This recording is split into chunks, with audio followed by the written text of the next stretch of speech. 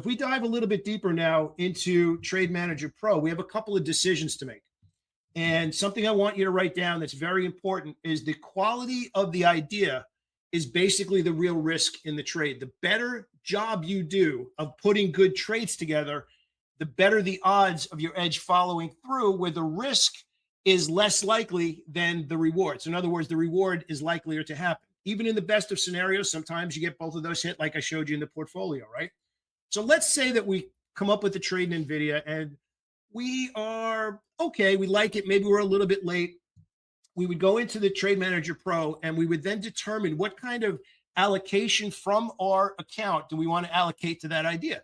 If I really love the idea and everything is just amazing, like maybe Oracle today, right, with the earnings that came out today, maybe I'd go a little bit higher on the scale that I'd like to allocate to the position.